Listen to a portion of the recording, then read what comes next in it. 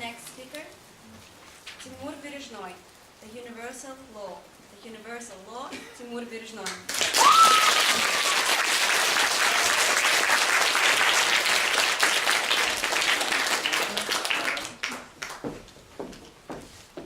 Fellow Toastmasters, how many of you consider our city a friendly place? Good, some people. But last week I talked on the phone to a very irritated lady who told me, you know, Kiev is a very harsh city. Indeed, many people struggle to survive in it, to improve their lives. Some of them win the struggle. They earn huge money and power. But even out of these wealthiest people, how many are really enjoying life? Take, for example, this character from one Russian movie. Being one of the richest people in the world, having everything a man might desire, during all the movie he is trying to find a solution. How to become happy. And do you know the answer? It comes to him in the end, from his bodyguard. To be happy, you need to love someone. Once I was at a bank and saw a very old man with a stick who was opening a savings account. What impressed me was the phrase he said to the manager. I've been putting a part of my pension away to accumulate this deposit for my wife. When I die, let her have some money. I asked how long they had been together. It turned out he was a veteran of war. They met and got married soon after the war ended. So they had lived together for more than 60 years. Just imagine, these people spent a whole long life, side by side, and they still loved each other. And they both were 100 times happier than that oligarch from the movie. Even though they didn't have billions, they had something more precious. Shared love. Something that I didn't have.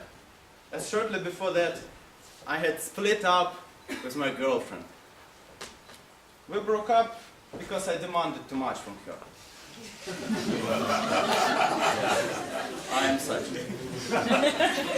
I wanted to change her the way I like. For example, I tried to make her quit smoking, and was very angry she wouldn't do that for me.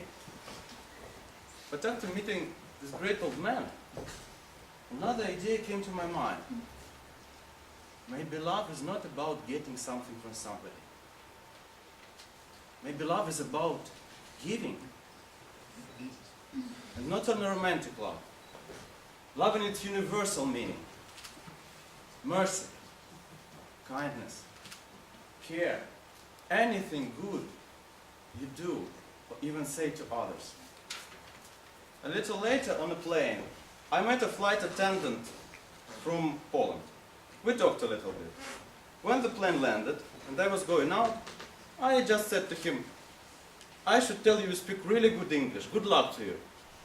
You should have seen how he smiled, how happy he was to hear that, as he had heard complaints from passengers much more often than compliments.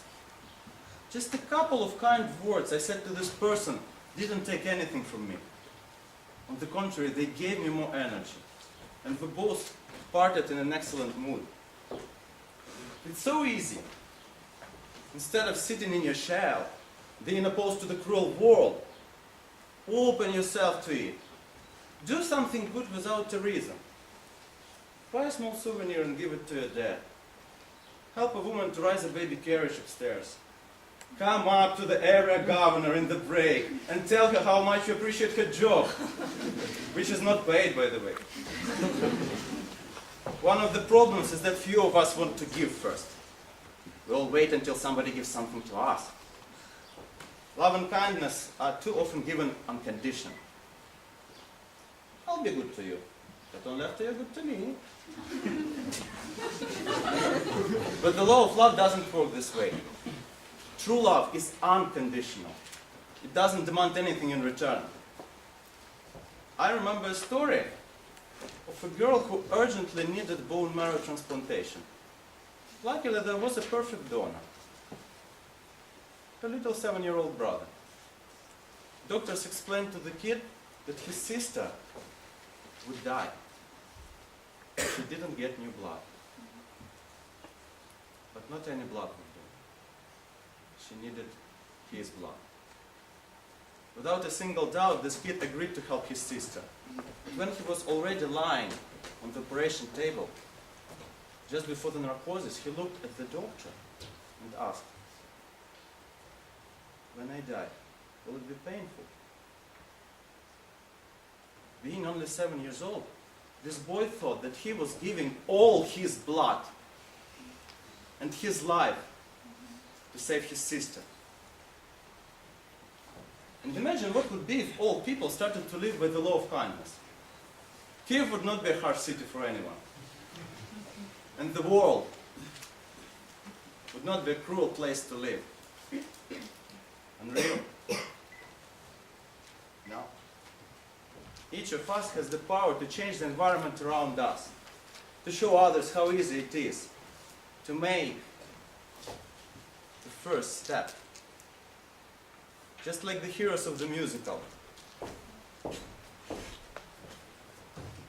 Les Miserables, who at the very end of the story sang, "Take my hand, I'll lead you to salvation. Take my love, for love is everlasting. And remember the truth that once was spoken. To love another person is to see the face of God."